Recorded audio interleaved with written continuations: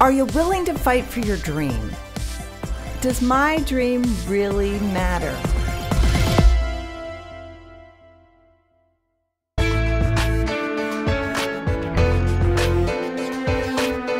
Welcome to the Brand New Me podcast.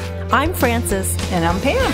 And we are two women passionate about helping others thrive in life, not just survive. In each episode, we're going to find creative ways to offer hope for your future through our own life experiences. So join us every week as we learn together that we really can be a brand new me.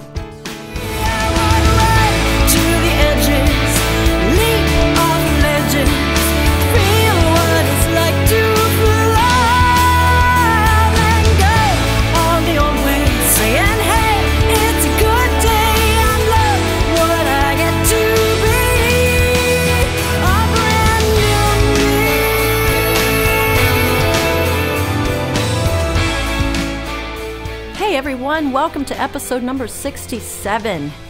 We are in chapter 11 of Mark Batterson's book, Chase the Lion.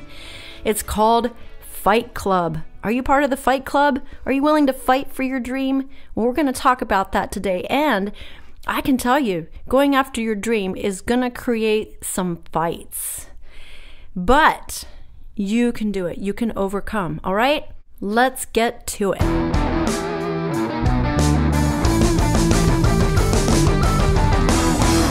Does your dream really matter? It depends on which day you ask me, but I look at it two ways. I can either just say, oh, my dream does matter on some levels, yet I could look at it and say, no, my dream really, really does matter. And we've been talking about portraits of white, and I'm going to use that as an illustration. There are days that I can just look at it and go, this show is a lot of work. It's a lot of glamour and glitz the night of the show. It's a lot of fun, and I work on it all year long and just say, why am I really doing this? Or I can remember conversations I've had with people who struggle with the holidays, and they don't want other people to know, but when they're honest, they say, I really have a hard time. Single moms struggle because they don't have money to buy for their kids, and their kids have to decide which home to go to over the holidays, mom or dad. Single people struggle because they don't have someone to spend Christmas with like other people do. I have talked to enough people now that struggle with Christmas to know that on a deeper level, my dream really does matter. And I've encountered enough resistance in pursuing this journey that now I am sure of it. But I still have days that I go, does this really matter? I think any normal human being, a mom, can get caught up in a busyness of her day and say, does what I'm doing really matter? Changing diapers, feeding kids, packing their lunches, washing their clothes, teaching them how to do life and do chores and work through their emotions. Does this really matter? Do you struggle with that, Pam? I do struggle with that. And actually, because you brought that up, I was just talking to a mom who said, this is so hard. And what good is it? She has 7 children. She has to know that God has a purpose for her. And, when you're a young mom, you want to be out doing the work of God, or you want to be doing something fabulous, and you think being a mom is not fabulous, but you don't know if you're raising another little Billy Graham or somebody who is going to do something great for humanity. We need to focus on even the small things, or what you think is small, which is really huge. What does it all mean? And how can I keep my head above water doing this? That reminds me of a conversation I just had with someone a week ago. And they now run a company that has 700 employees, but it started with an idea. And all through life, he shared how much he struggled. And I was just asking him, can you give me any wisdom about pursuing your dream? And that reminded me, he said, do not despise the day of small beginnings. A small idea, a small child, a small dream, a small product, a small company. Don't despise the day of small beginnings. So do not despair in the small things. He's there.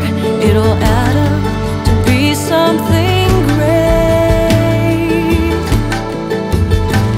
And though it's not much, it's amazing how quickly it grows to be something of worth.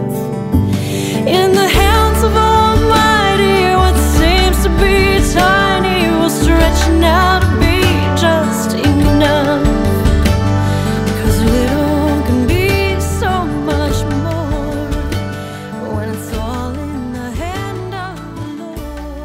Tell us a little bit more about your experience with this, Pam. I'm going to go back to before I really had the dream that I feel like God gave me to talk about suicide and Christianity, share my story. And it was before I really got off the couch, as I talked about before. Really felt like, oh man, how can I ever do anything again?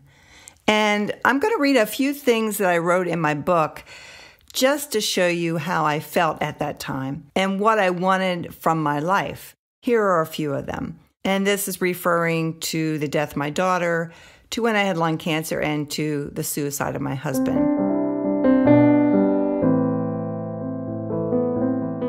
I'm trying to not let these events define who I am. I'm trying to start a new, fresh life in 2011. I would love to be funny, confident, and an independent woman that I am told by others that I am. Sometimes I believe it, and sometimes I don't. I love God, and I want to serve Him, but I don't know where to start or what to do anymore. I feel I can only do the small things like being kind, loving my family, and giving to others. I want to serve God and help those who have gone through similar situations in life. If I don't get to do this, all I have been through will seem to have been in vain. And I don't think God's like that.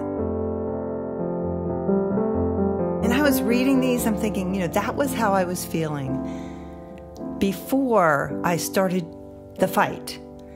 And you may be out there as a listener thinking, I have no fight in me. I don't want to get off the couch. And I am here to tell you that you can get that fight back.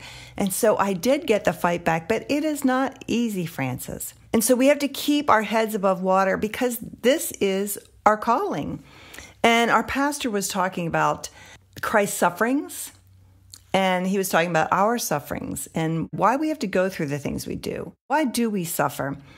And I love this quote that he gave. It said, Christ's suffering brings salvation. Our suffering spreads salvation. There is a purpose for everything we go through. No matter what you think, there is a purpose. And you're like, oh God, how could there be a purpose in this? It couldn't be God. It couldn't be a purpose. And then we just have to wait on God to show us that purpose.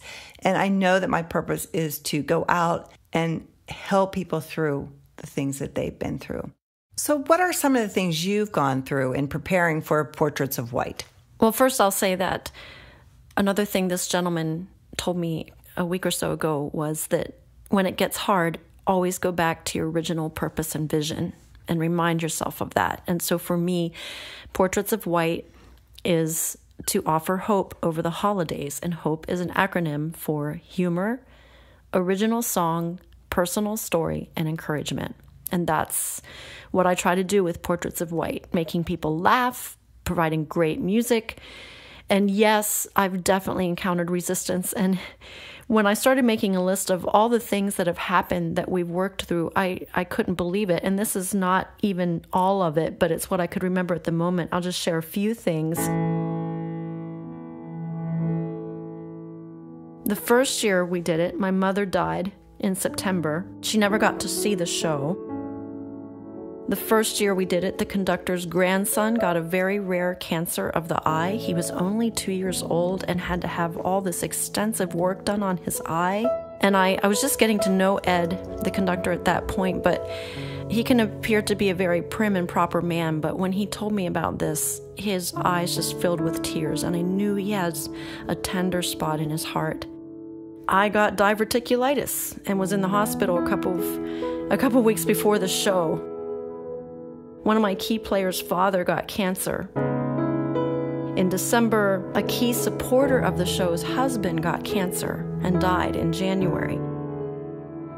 A key player in the show lost his job suddenly, just randomly, went into work one day and they told him to go home, and he was without work for almost half a year, and it was devastating to them. The bass player's wife got breast cancer suddenly, and he had to pull out of the show right before the show, and he needed to be with his wife. I totally agreed with that, but I had to find another bass player quickly. just stuff like gear being ruined in the airlines, with a guitar player flying in at the last minute because we had to replace a guitar player.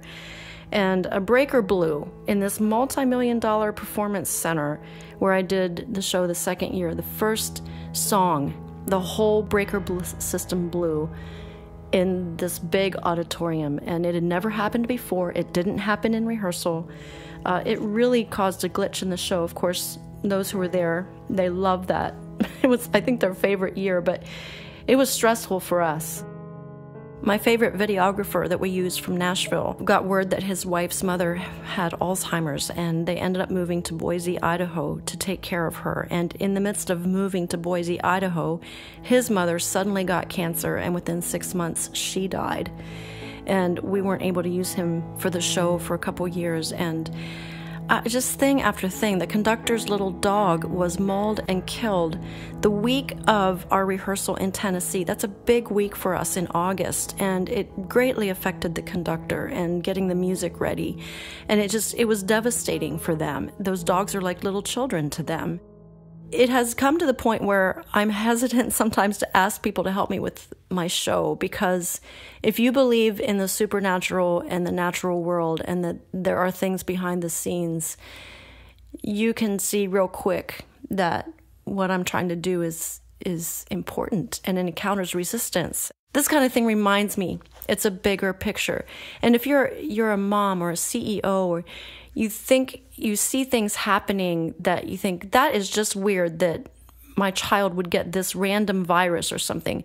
No, it's probably not just weird, and it's not just a coincidence. You're doing something that makes a difference in our world, and the enemy comes to steal, kill, and destroy.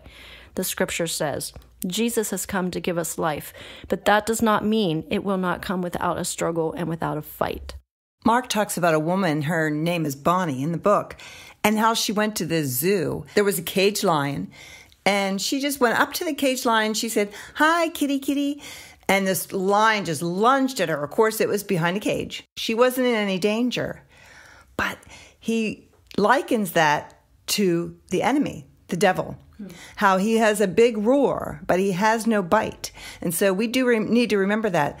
Although there's this big roar that comes after us, he cannot destroy us. He's the one that's caged. We're not caged. And so we need to remember that, because we do get scared. We do feel like, oh my goodness, how could this happen? What's going on? And the enemy's winning. No, the enemy's not winning. He's behind the cage, and we're on the other side. Corrie ten Boom, you know everything she's been through.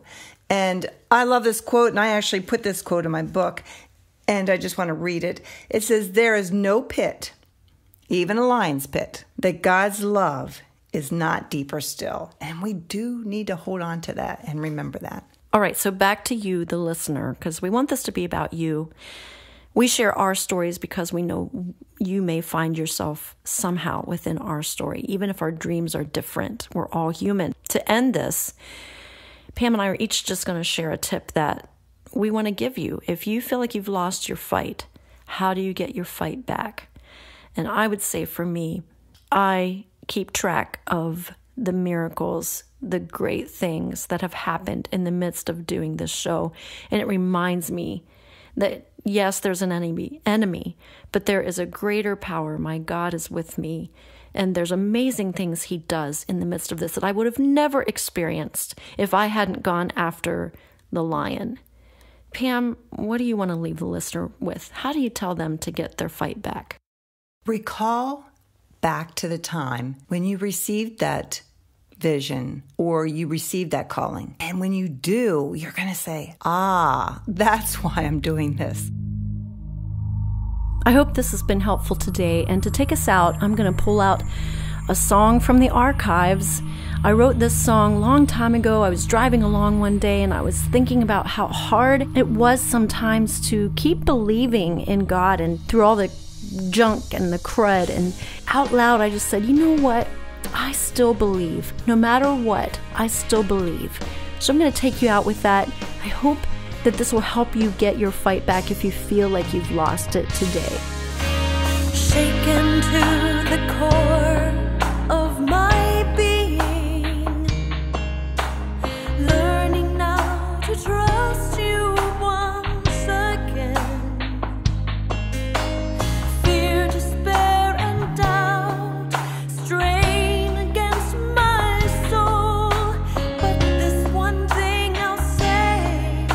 in